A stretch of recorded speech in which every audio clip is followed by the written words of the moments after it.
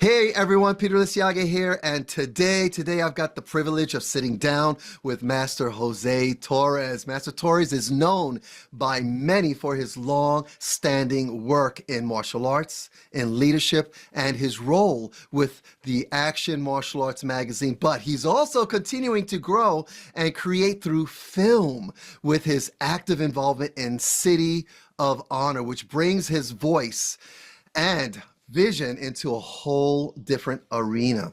And that's one of the reasons I'm looking forward to this incredible conversation, because when a man keeps evolving, keeps building, keeps answering the call to create, there's always something deeper to talk about. Today, we are going to talk about defining moments, about purpose, about usefulness, about living strong and the living strong methodology, and about what it means to keep moving forward with strength, intention, and meaning. So anyway, let's get into it. Let's get into it. Master Torres, thank you so much, sir, for joining me today on the Living Strong podcast. I appreciate you. Now, I know right now it's 11 a.m.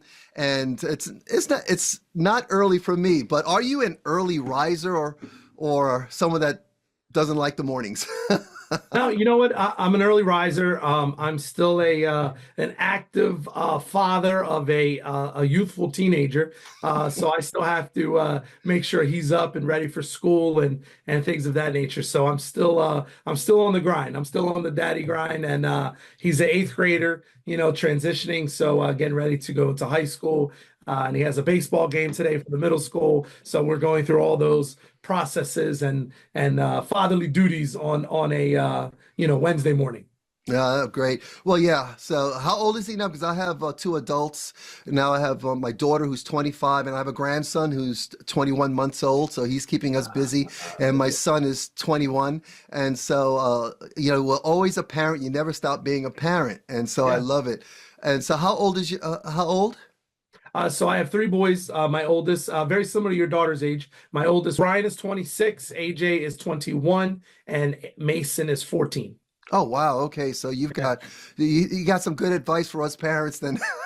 I'm all over the place. I started the process when I was very young. I was a Mhm, very young father, and now I'm a very older father. mhm. It's like I'm no longer the youngest guy that walks into the parent meetings anymore. I'm not the young guy anymore, which is funny. I'm on the opposite end of things. Yeah, I really want to dive into living strong, and so I know you've got a lot to share. So give everyone a bit of an update, quick update of what you've been up to recently, and then we'll start from now and maybe move a little bit backwards and jump all over the place. I really want to dig into some of the defining moments, and those of you that are watching and listening, if you haven't read my book yet, the Living Strong: The Power of Defining Moments, just let me know, and I'll send it to you for free, 100% free.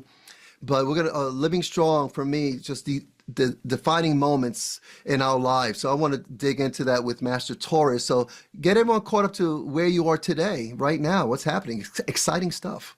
Yeah, it really is. It's a crazy journey that I'm on. Obviously, you may see my background behind Yeah. me. My very proud passion project, City of Honor. It's a crime drama that we started roughly about a year ago. We are on episode 2 now that we officially got it out. So what we're doing is very grassroots oriented. We've been able to get streaming.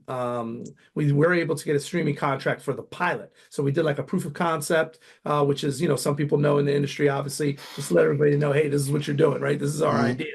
And we had some of the streaming. We had a distributor pick up the pilot. He loved it, and he got it out there. So City of Honor episode 1 is currently on Apple TV, Prime, Tubi, Fawsome, Vimeo. It's like 6 or 7 different platforms.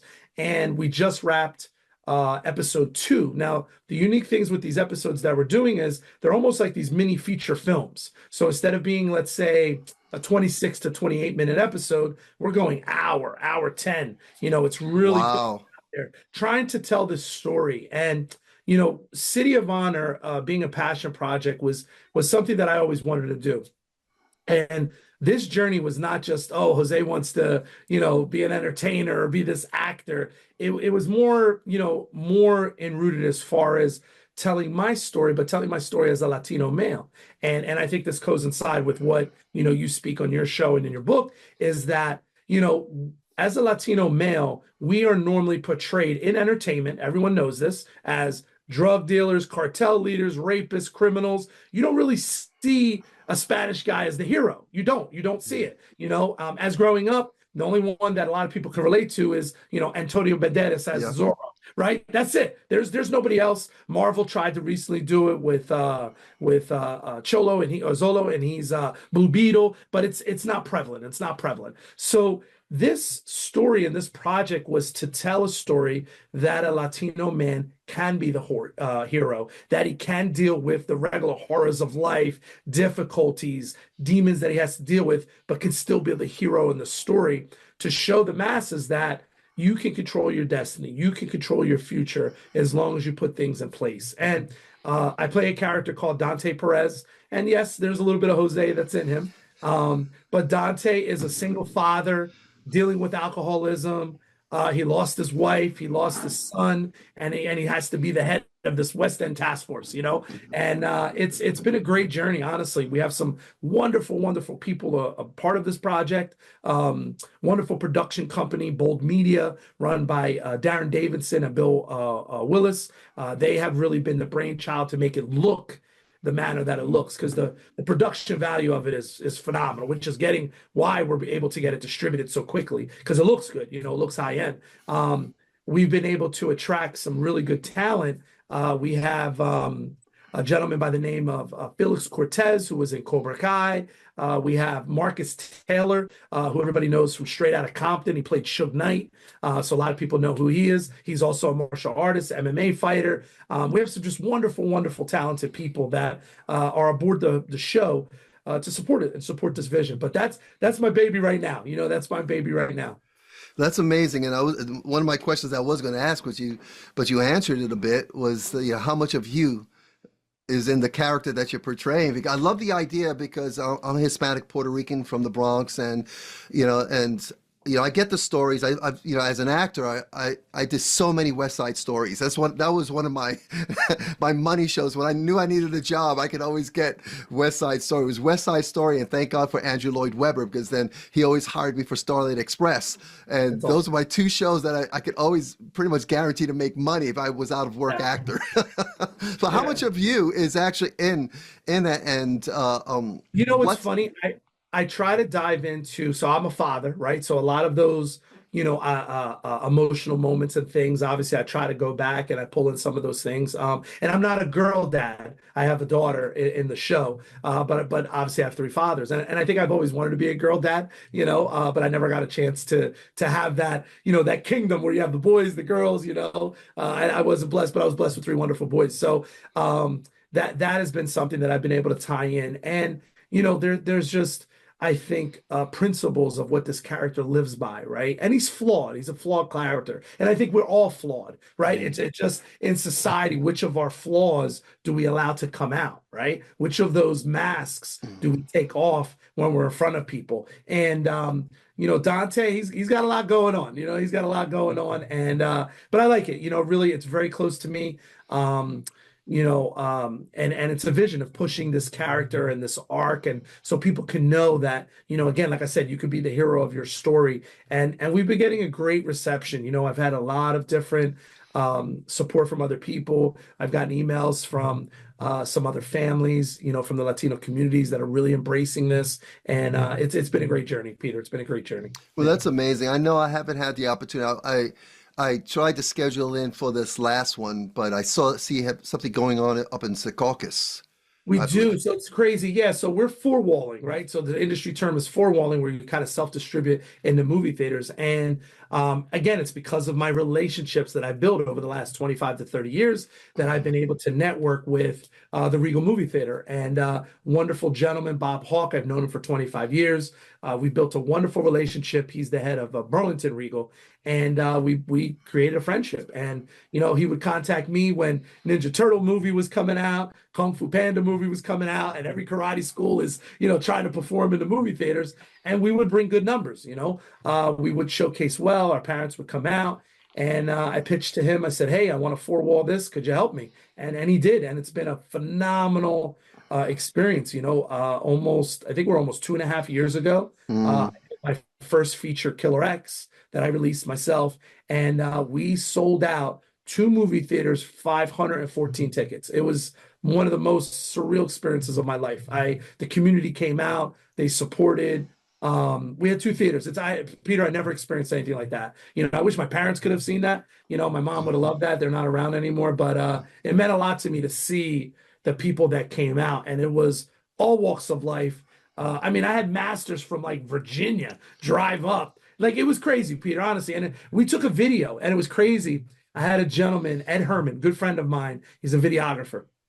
And I said, Ed, I want you to follow me as I go through this experience, so I always remember this, mhm. because sometimes I feel like, right, we're involved with something and we're like this, Yeah. and we don't take in everything, right? Mhm. And I think that as we get older, those are the things that we start to understand and we appreciate it more. Because when in our 20s, you're not worried about what's around you. You're here, you're straight ahead, you're not Mhm. worried about anything else. But as we get older, you start seeing the bigger picture and you start embracing, and you're like, oh my God, oh, this person came. Oh my God, funny story I'll tell you is Ed Herman follows me with the camera. So we had like a limo service sponsor. So all the cast got to get out. Like we did our own little LA premiere in New Jersey, Mhm. and we had to walk in, and people, and the line wrapped outside of the movie theater, inside of the movie theater. I mean, 514 people. They had never seen numbers like that. Never, never. And it was crazy because a fellow actress that I did the school play in high school with,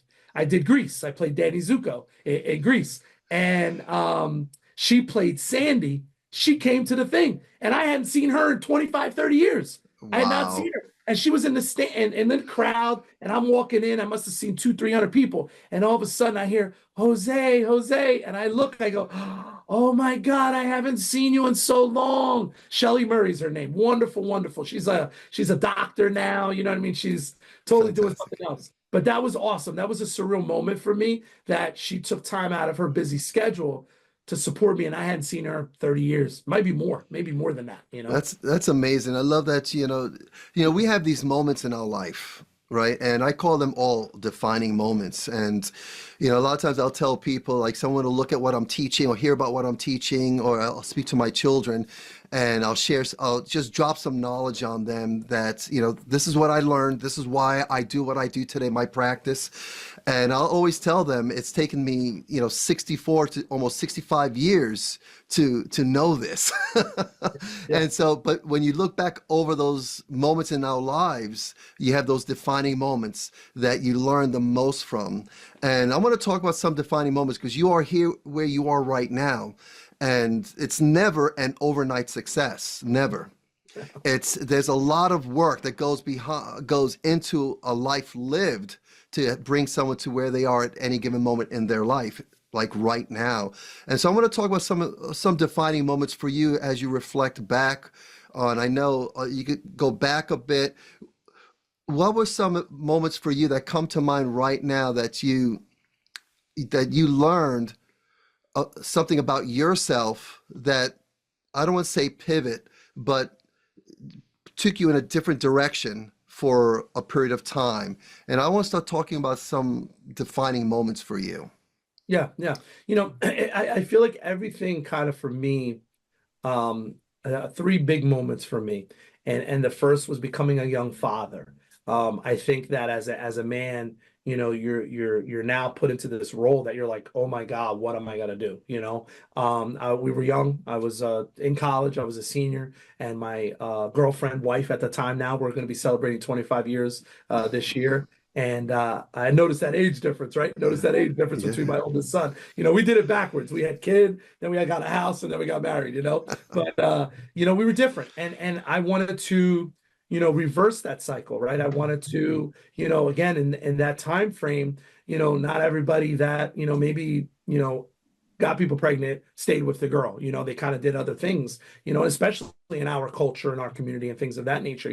But I always wanted to be a father. I always wanted to, give back. That was something I always wanted to do, that I felt I could make an impact. And I realized that as a father, and that kind of set me on a trajectory to always kind of hold myself accountable. Now, did I make a lot of mistakes? Yeah, as every father does. They make so many mistakes, and things I wish I would have handled it different, or I would have done this. And, we can never, you know, I feel there's no playbook, right? There's no instructional manual. And what works for one family doesn't necessarily work for another. And, that was probably the first time that I felt like, oh my God, right? Like, what am I going to do?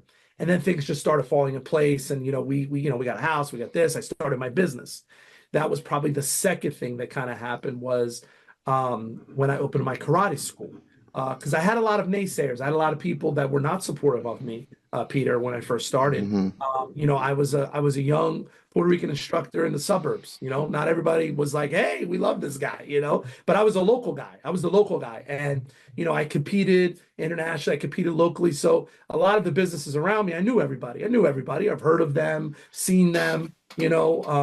Whatever it may be, but I just never really had interactions, and I was not allowed in those circles when I first opened my school because I wasn't part of a federation. I didn't do certain things. I kind of wanted to walk my own walk, because I knew of the other things, and that was probably the second thing that really kind of shaped, Hmm. the person that I am now is, making my moves, seeing what my destiny, seeing what my path could be of this impact, and then moving forward, and then I will say the last thing that really shaped me and changed me was in my 30s losing my mother and father. My Hmm. mom passed away very young at 54. She had a heart attack overnight Hmm. um, and 2011. And then my father passed away 6 years later from cancer. So my mother was Hmm. very sudden, no closure. I had, and something that probably burned me for years was I called them. It was the day before she passed and I called them and I would always talk to my mom. And I share this and I'm sharing this with you so that whoever watches this, they know how important this is, tomorrow's not promised. I know that's very cliche and I know people say that, but we have to do better because I called my parents that day and I knew my mom, like, how you know your mother, you look at her face and you're like, something's not right. And I had talked to her about a week before that. I said, are you going to the doctors? Like, what are you doing? I don't like how your lips look. Like, what I mean? Certain things like that. Oh, Papi, you don't know what you're talking about. I said, yeah, I do. And I had called my parents because my father, we were dog sitting for someone. And I had my dad would go to the house and let the dog out because we were at a soccer tournament or something for one of the kids. And I called and Peter, I talked to my dad first. Now, my dad was very stoic, old school Puerto Rican. There was not a lot. There was no hugging. There was no, I'm proud of you. That's a whole other story, right? So, Dad, can you do this for me? But okay, yeah, we'll do it. We'll do it. Hey, you want to talk to your mother? I said, you know what? We're driving right now. I'll call her tomorrow so I can have a good conversation with her. I didn't want to rush it with my mom. I was always I wanted to have full attention for her. And because we were in the move, right, of that day. I'm telling you, I remember it. And I didn't talk to her. And I share this with you and all your listeners. It took me, and you're never going to get over it. It probably took me, Peter, 2011. What are we, 2026 now? Maybe to about 2.5, 3 years ago to get past that. I held Wow. to that shame, guilt, and just that thing broke me up, right? Hmm. Then when I found out, it was the very next day, I got a phone call from someone from the local PD. They said, Jose, an officer's coming to get you. Because again, I'm in the community, right? Officer says, Mr. Torres, so and so's coming to your house. You need to go to your father's house. Your mother passed away. Hmm. What? And I go to the door. The officer gets me, and I immediately shifted into caring mode. My father's a hot mess. Mom, let's try to compartmentalize this whole thing. And I got to the house and my father was on the ground. And I had never seen, this strong, indestructible guy on the ground, just in pieces and shambles, right? I walked into that house and I literally was like, okay, son mode here. Let me be nurturer. I need to help him. So I never processed the loss of my mother. Think about this, right? That was the defining moment to get me to where I am now because I was not prepared to handle that. I honestly don't think I handled it the best I could have, right? And that hurt me years later. difficulty with emotions, difficulty with understanding, snapping at people, doing these other things, putting myself to never say no. I kept saying yes to every opportunity, whether it was karate, business, community service. Why? Because I wanted to push all those emotions down so I didn't have to deal with it. And I had to be like, the supporting son. Then when I lost my father got cancer. So now I had to be his support as he was deteriorating for 6 to 7 months. So I already wasn't good going into it. You know what I mean? Mm, And it was very difficult. And I share this with you because I realize as men, we don't talk about our feelings enough, right? Because that's not how we're grown up. Now, again, you may be a little bit older than me, but we're still from the same hard generation. If you had a problem, right, they would smack you in the face and say, get over it. If you say, I don't feel good, yeah, well, you could better put those feelings in your pocket and get out the door. That's what it was. Where now we live in a different age where people can share, but I feel like that mental anguish, right, that we go through as men is hard. We don't know how to deal with it. And I felt like that was, Peter, my biggest defining moment was losing my two parents because I fell off. I blew up to over 320 pounds. A lot of people don't know that. 320 pounds. You know how bad that is to be that weight? Heart, hyper, everything. And I was eating. I didn't do destructive behavior like drinking. I wasn't at the strip clubs every day. You know what I mean? But I was eating. And if I was depressed, I would go to the local corner store, Acme. I would get a tub of oatmeal cookies and eat. I would get bowls of cereal, have milk and these big things and eat cereal because it was comfort food from when I was a kid, reminding me of you know what I mean? Like it was a hmm very crazy thing. And I felt like that loss and that emotional turmoil is what made me who I am today. And that was in my, late 30s to 40s now. But then it gave me this fire that I learned from my father. My father passed away with a lot of demons. There was a lot of demons he was dealing with, a lot of regrets. And I remember it would just weigh me down. And I would hear this and I'm like, oh my God, oh my God. And I'm like, I don't want to do this. I'm not going to be this guy. I can't do this. So it defined me to say, go after what you feel you're worth, right? No regrets, you know what I mean? No boundaries. And it's okay to fail.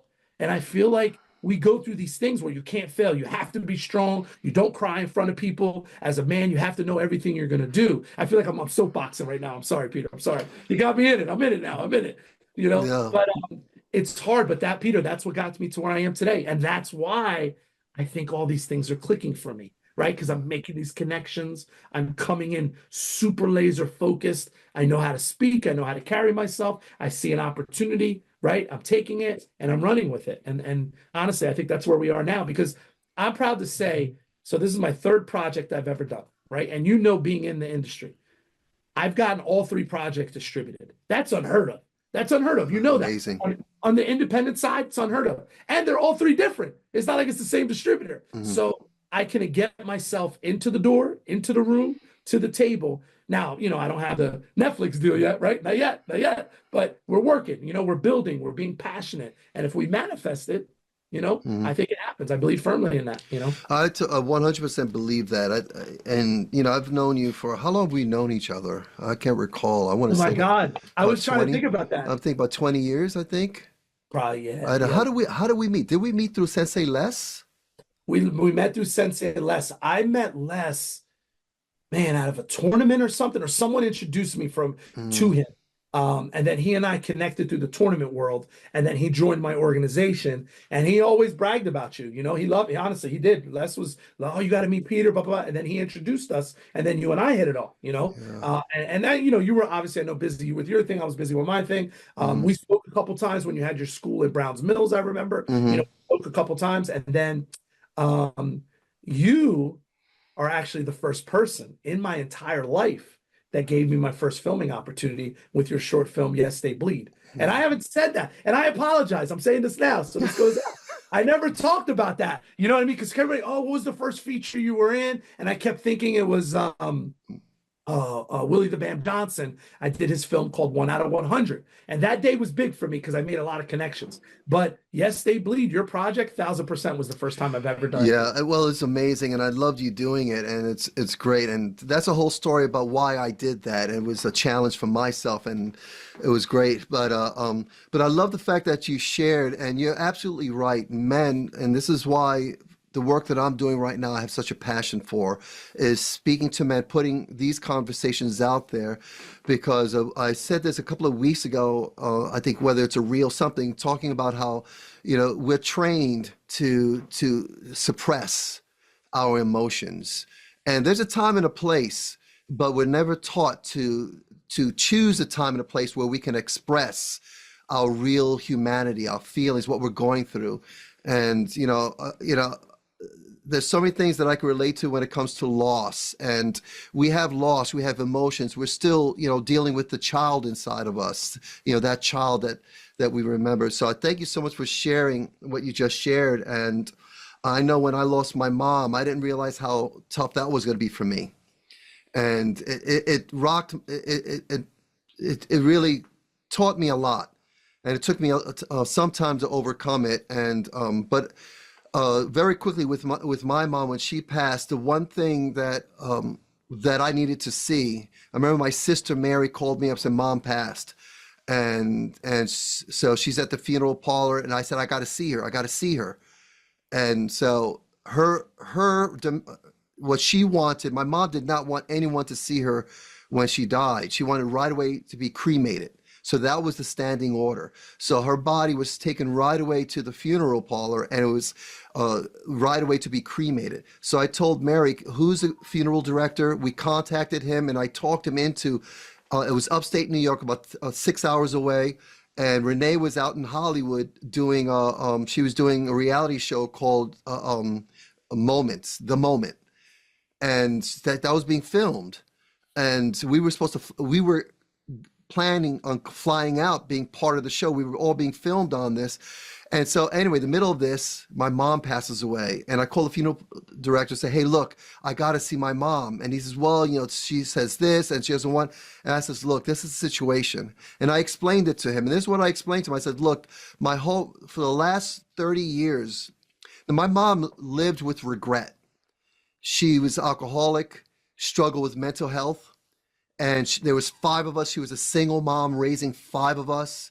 And, all of us went to the streets except for maybe Mary. But I was a street gang. My brother ended up going to prison for 20 years. My sister was a street gang, got her out of New York. That's what saved her life. And, so my mom had to raise us in this chaos. And so my mom always had regrets. And every time I saw my mom, she always had this face of pain and regret. And I would tell Mom, "You did great. Look at me. Look at what I'm doing." She says, "I'm proud of you, Peter. I'm proud of what you've done," and this and that. Because there were times, she said, there were days I would be in the streets. And she told me, "I didn't know whether you were dead or alive," because, and as a parent now, I cannot imagine what that would be like for me if my child did that to me. And so my mom, so every time I saw her, she had all the mirrors in her house covered. She never wanted to see herself. And so every time I saw her, she had this pain on her face of regret. So I needed to see her face when she passed away. I needed to see. And so the guy said, "Yeah, okay, well, I'll hold off." So I threw my kids in the car. I guess my daughter was maybe 7, 8 years old, and my son maybe 4 years old. Threw him in the car, drove up, and the director said, "You got to have the kids wait. They can't go inside. She's not prepped or anything." And so I had my kids wait outside in the lobby. I go in, my mom's on the gurney, packed in ice, and I saw her face. It was bruised, but what I saw was peace. And that's what I needed to see. I needed to see, and again, I get emotional on this, and this is what's important. Is that that was God's gift and my mom's gift to me. And my mom believed in God, believed in Jesus, and she couldn't wait to be with Jesus Christ. And I saw on that gurney just peace. All that pain I saw for decades was gone.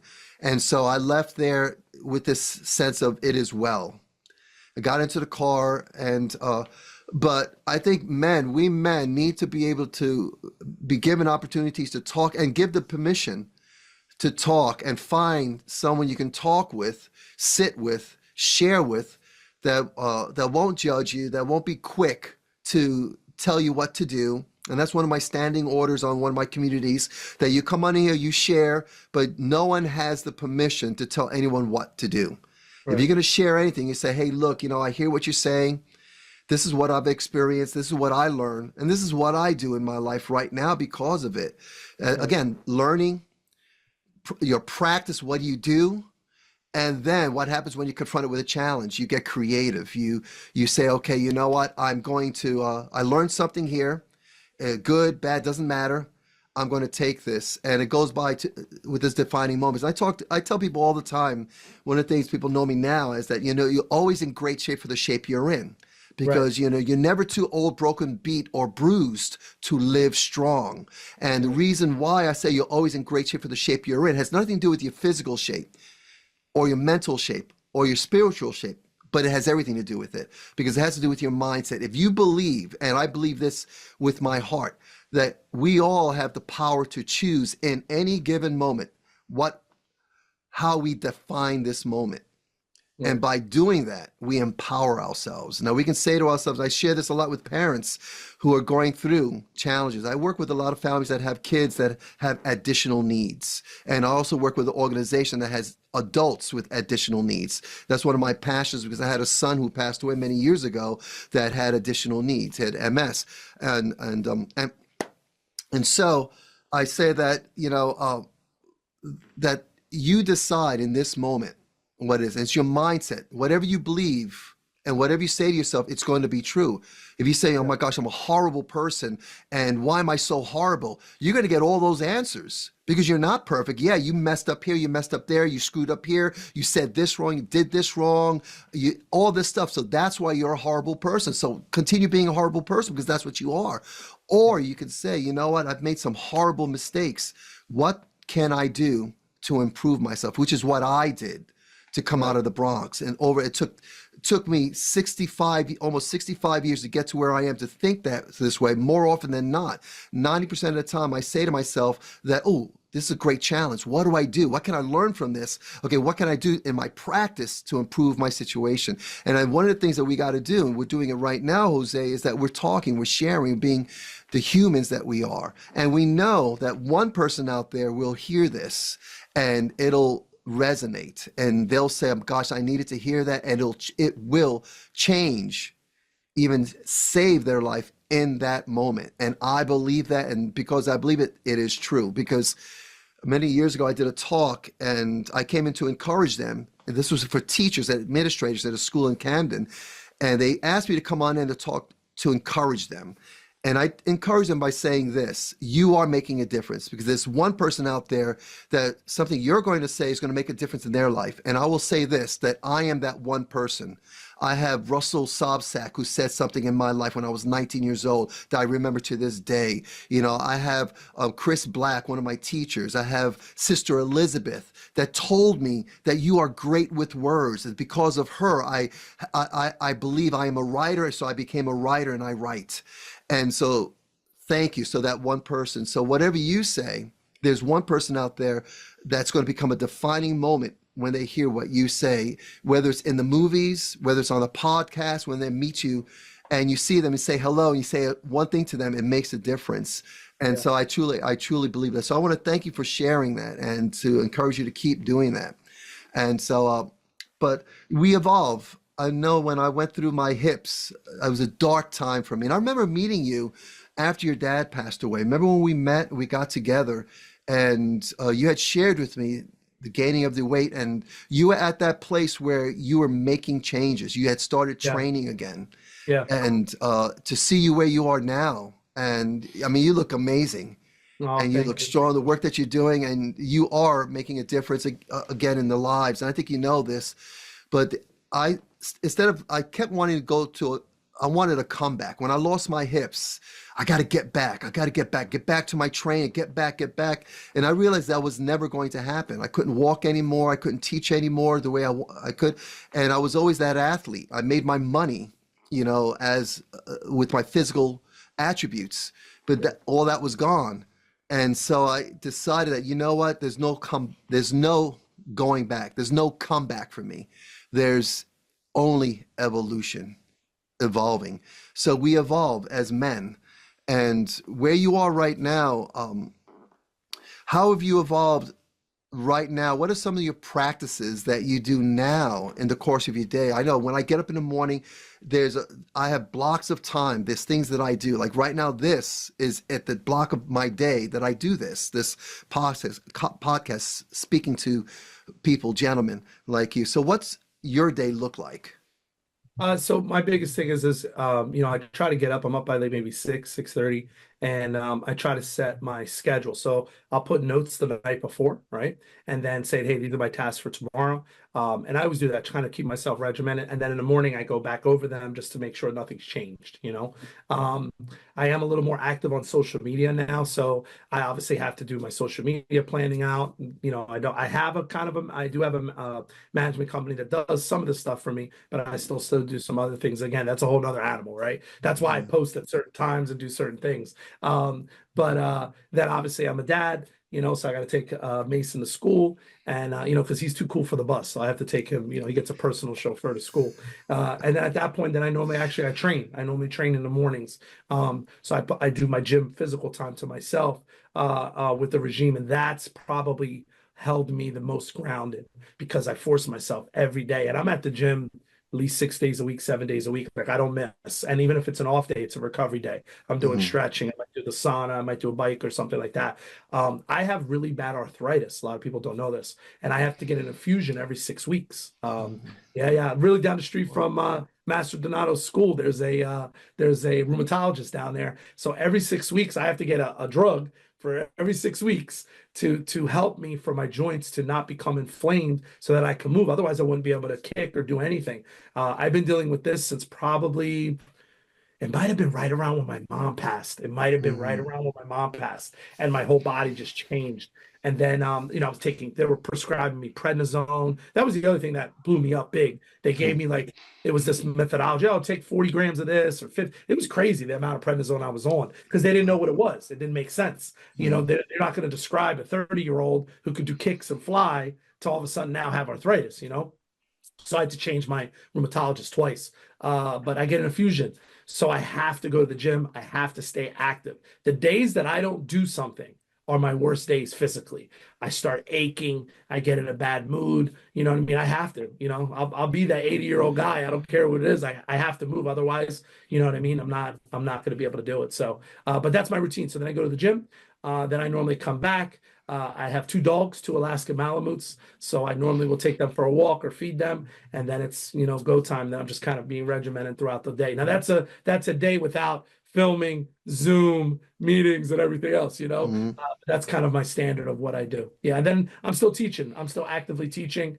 Depending if I'm filming, obviously I'm not at the school at all. But when I'm not filming, I try to stay as grounded to the school as possible. So I might teach, 3 days a week if needed. I'm still teaching beginner classes every once in a while. I still get excited. I have a new young little boy. He's 4, and we moved him up to our regular beginners class. Only speaks Spanish. He's got to be the cutest thing I've ever met in my life. Oh my God, his name's Enzo. I love this kid. When I see him, I get excited. Like I'm like, you know what I mean? And he only talks Spanish. It's so cute. So we'll talk. And he was telling me the other day about this YouTuber that he watches. So this 4-year-old, I'm having a conversation in the class, and he's telling me about Musica Mike. And he's this YouTube guy that the kids are following. I asked my youngest son, and he was like, I think I've heard of him, Dad. I haven't looked this guy up. He just told me about it yesterday. But I asked my youngest son, and he goes, "Oh yeah, I think I followed him." Or he goes, "I know of him, Dad." He goes, "I don't follow that guy." He's like, "But I've heard of him." And the little Spanish kid, Enzo, is telling me, "Maestro, Musica Mike," and I'm like, "Who's Musica Mike? I don't know who this guy is." We're just talking. But yeah, that's my routine. That's my routine. I So. love it. I love it. Yeah, yeah. I like that, and that came with now that routine is based on your whole life, what you've lived and what works best for you. And yeah, I can relate to the arthritis because I have rheumatoid arthritis, but not as extreme as you. You know, thank God I have a couple of friends that have to do the infusions. And but it definitely, you know, I got to keep moving. I can't stop moving. Keep moving, especially now that, you know, now that I have my hips, which is what hurt me when I couldn't walk anymore, and then everything else so everything's inflamed. So I have to keep moving. Jiu-jitsu has been my lifesaver. So I still stay on the mats with jiu-jitsu, and Awesome. that's my martial arts training. And so, do you still do training for yourself, or do you just basically with the teaching and just living I life as a try to. martial artist? Yeah, I try to stay as active as possible. So what I've been doing now is I'll have regimented time during the day when I'll go over sequences, or if I'm developing fight choreography or something. I'm doing my push-ups, I'm running through my forms. I'm trying to do a little bit of sparring when I can. I try to do some individual stuff, but with everything that I have going on, I try to be active on the floor. So I'm fighting all the kids, I'm doing all the techniques with them, but that's not, you're teaching, you're not training, Hmm. it's a difference. But yeah, I probably say I'm probably the most not committed, but the most involved with my fitness training, which is my gym, my cardio, my weight routines, my plyometric training that way. And then about 3 days a week, I'll try to do martial arts training, just keep my kicks up and, kind of Yeah. move things because it's different now because I'm actually lighter than I've been, for 15, 20 years. So I'm trying to make sure that those tendons and muscles are very, stretched and elongated so that I have the same power and flexibility, because again, I mean, I was wearing big uniforms before, Peter. Like I was big, man. I was big, Hmm. but I feel good. I feel good. I've been blessed. Fantastic. Now, with talk about living strong, because living strong for me, when I think of living strong, I have my manifesto is about that. My Living Strong manifesto talks about what my perception when I say living strong. This is what I mean when I say living strong for you. What does that mean for you? I think trying to be the best version of me, right? The Mhm. best version that I can be living strong. Because if I'm strong, then I can be strong for others. Because I feel that, everybody's put on this earth for a purpose, right? Whether that's to be the best chef, the best baker, the best father, the best fireman. Each of us have a purpose. It's finding that purpose is part of the journey, right? Because we never Mhm. know what we're going to do. And then we're trying to, turn and bob and weave through these challenges that we get throughout our life. But for me, that manifesto to me would be, establishing our goals, right, and trying to fluidly complete them and move forward. But being the best version, and it's unfortunate, right, because there's a side thing of that where I feel, and I know this, with being an entertainer, obviously martial arts master and doing the school is we always have to be on. Always you're on, right? There's no downtime. You always have, you can't go into teach karate and be miserable, right? You can't, Mhm. don't be miserable with your wife because there's repercussions with that too, right? And you can't be miserable with your kids. So as men, we always have to be on, and that's grueling in itself. And that's a whole nother thing. But I feel if you're your best version, you can better navigate through those things. So I think you have to make sure that your own perseverance, your own strength is there, and secure. Yeah, I know coming up in the industry, well, as a martial artist, it was always, being stoic and having, no emotions, and which definitely hurt us men. And I know now I'm so much more authentic. However, my evolution for me is to be the best me at every given moment.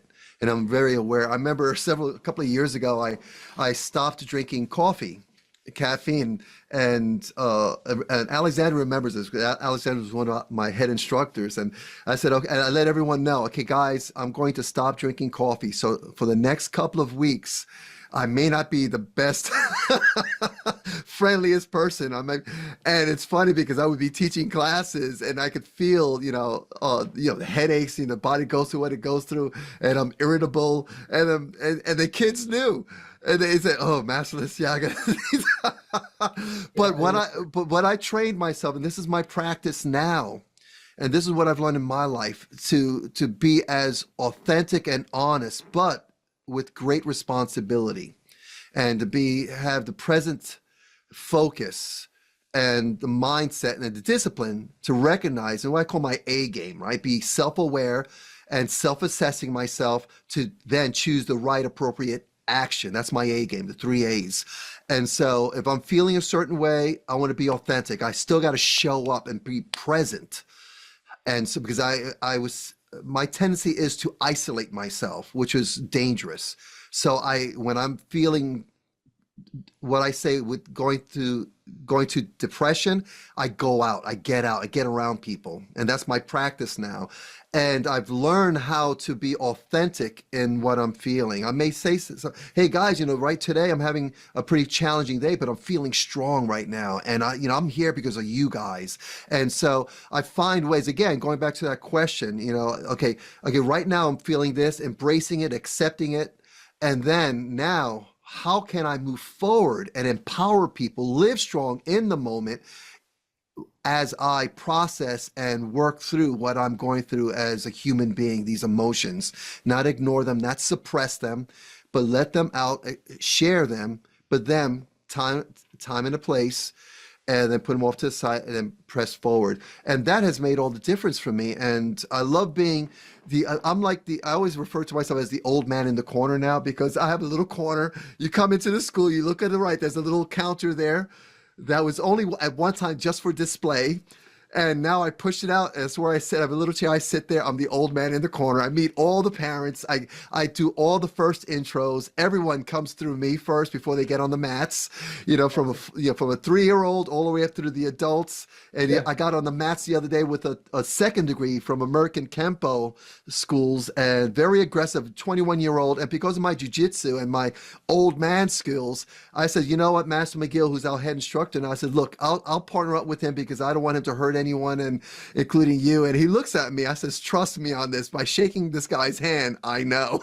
And it was true. We were working ground grappling, and I'm not too sure how familiar you are with jiu-jitsu, but this guy was strong, young. But I train with the big guys, and so I've got some old man magic. There you go. There you go. There you go. But I think that for me, it's just really being authentic, being human, and at the same time, this is why I find myself in great conversations with dads and grandfathers. Yesterday, a 79-year-old grandfather came in, and he's a martial artist, arthritis, and he's old school, old school. And we were sharing. His wife brought up some pictures, and we were talking about, what it was like in the day and what is it like now and how we're teaching now and how we're having more compassion and empathy. And he gave me 2 thumbs up, and when he was leaving, he came to me, he gave me a handshake and he gave me a hug, and he said, man, you guys are doing great work here, and then he leaves. And so it's so needed that we men do this and lead the way. I think us masters or people in positions of authority, like a master instructor, we've got to lead the way in being human, authentic. However, there's great responsibility with that. So we have to have our hearts right, our heads right, and then all as best as we can, our bodies right. And we're always in great shape for the shape we're in, as long as we make the right choice. Right, right.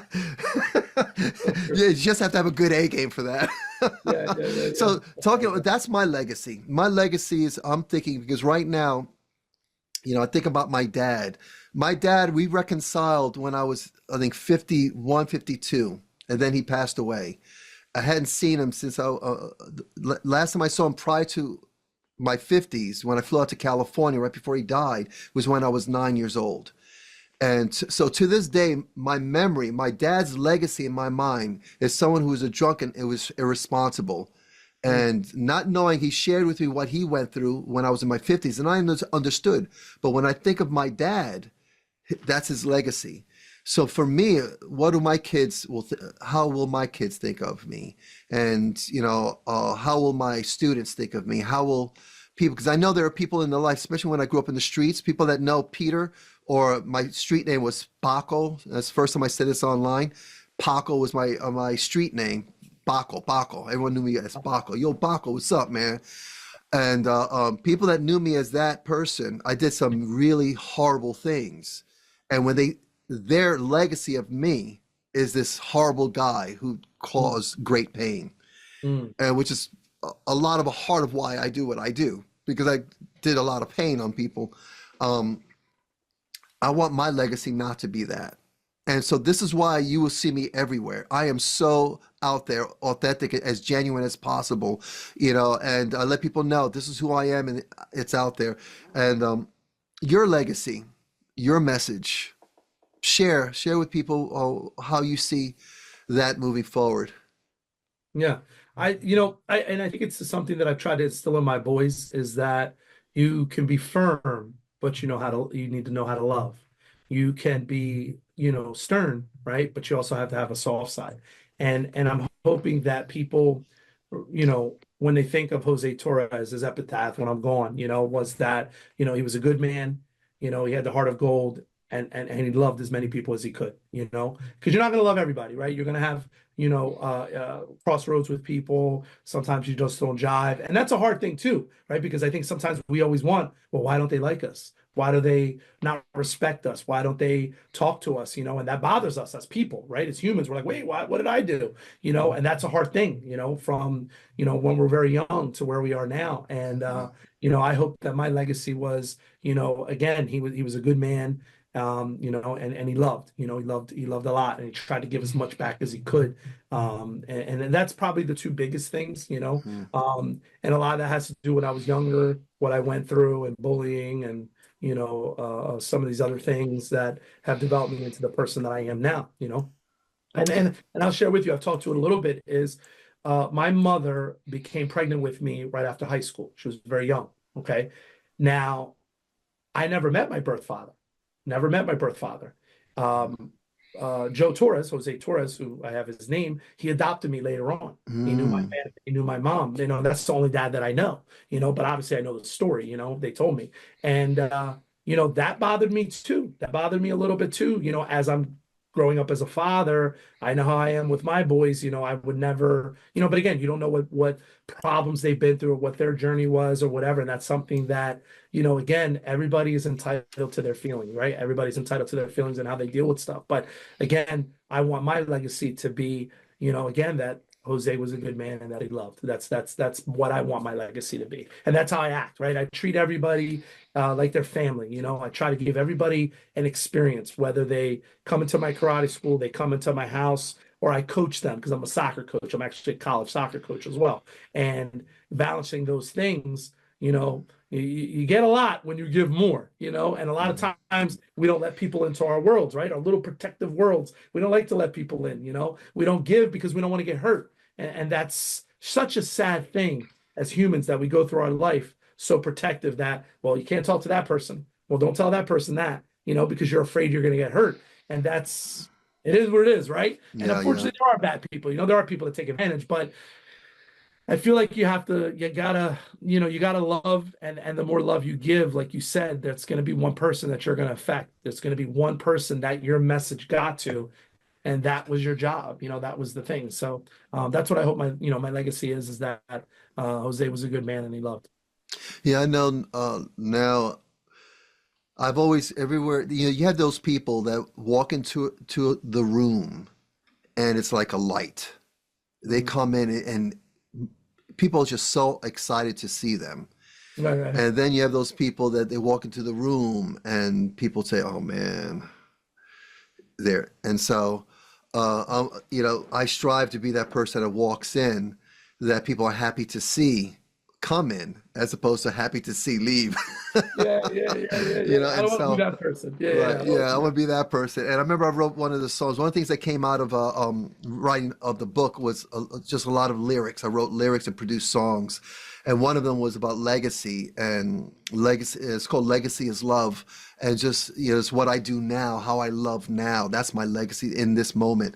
And I see you as that person. You're someone that I see that when I see you, you're a light, and I can see which is you've made all these connections because of the human being that you are, and I appreciate you. There are men out there right now, and as we wrap this up, there are men out there, 40s, 50s, even 60s out there. What would you say to them to encourage them?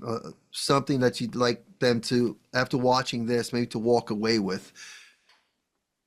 I think that we struggle as men, taking those chances because we were taught as from a young age, You're not supposed to take chances, right? You're not. You're supposed to do this, put food on the table, take care of your families, at least our generations. Even though we may be different, we still come from that mindset. And that's unfortunate. That's unfortunate because I feel like if you don't try, then you never live, right? If you don't fail, then you've never lived, right? How can you truly live if you don't know what your boundaries are, what your expectations are, what's out there, you know? And I feel that as men, don't wait until it's too late, you know? And there was conversations that I had, you know, with my father. I know he was like, I should have done these things, or, you know, I should have talked this way to your mom, or I should have traveled more, you know? Tomorrow's not promised. So I try my best, you know, with my family and everybody that I'm in, you know, in situations with, is to, you know, express to them how I care. You know, I think that's the most important thing. Don't hold on to it, because that will eat you alive later on. And nobody talks about that, you know? And I think that if you want to do something, you got to take it, you got to go after it. You know, people, you know, when I started this whole entertainment thing, obviously I first started with you, then I did Willie the Bam. Then I got an opportunity to do a series called 52 Masters. It's on Tubi. I got connected with William Christopher Ford, and he was really the first one that got me. He hooked me up with Jim Towns, who I got the opportunity to do Killer X. Somebody would say, "Wait a second, you're trying to be an action actor at late 40s? What the hell is wrong with you?" Right? And Peter, I said, "Why not me? Right? Why not me?" And I think that's what you do. And I have to give that credit to a good friend of mine, Master Shannon Bogan. He works for the Attorney General's office. He's an instructor at my school, known him for 30 years, great man. And it was funny because we always talk. We have these meetings, these post meetings after all the experiences of everything going on.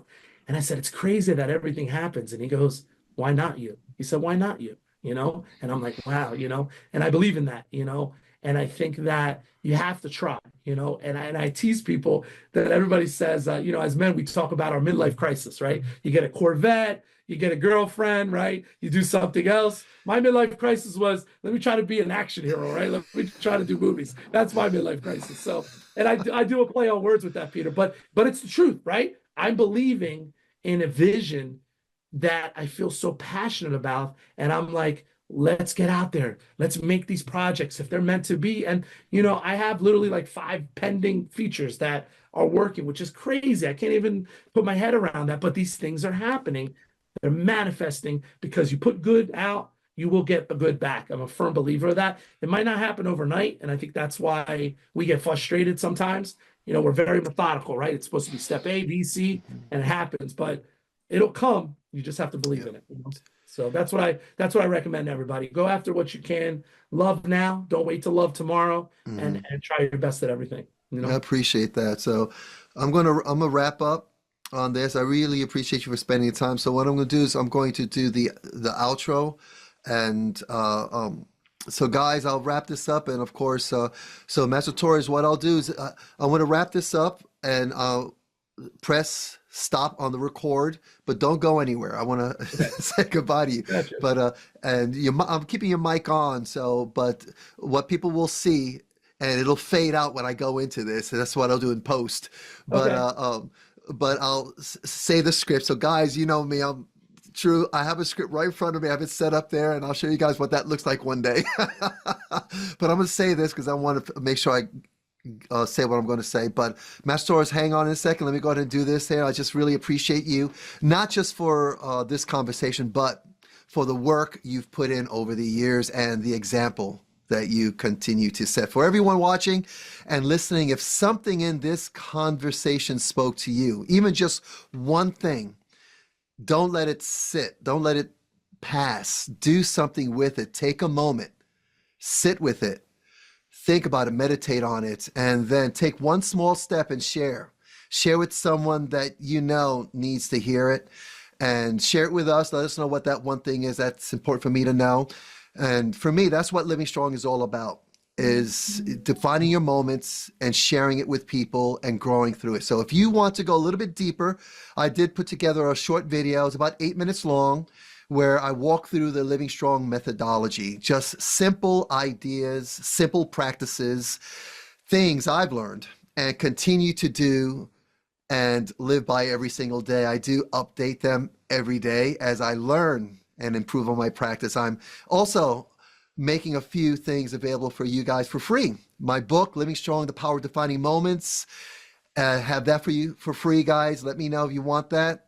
Comment below. I'll send that to you. I have a simple outline of the Living Strong methodology. That's free for you guys. It's what is it? PDF for you. And of course, the Living Strong Manifesto, my take and what I stand on when it comes to living strong. And that's for you guys. Just comment below. I'll send it to you guys for free. And remember, you don't have to have it all figured out. You just have to keep showing up. Living strong, one step at a time, right? Remember, living strong. You're always in great shape for the shape you're in. Why? Because you're never too old, broken, bruised, or beat to live strong. Just decide right now. All right, guys, that's all I got for you today. I'll see you guys next time. Have an amazing day.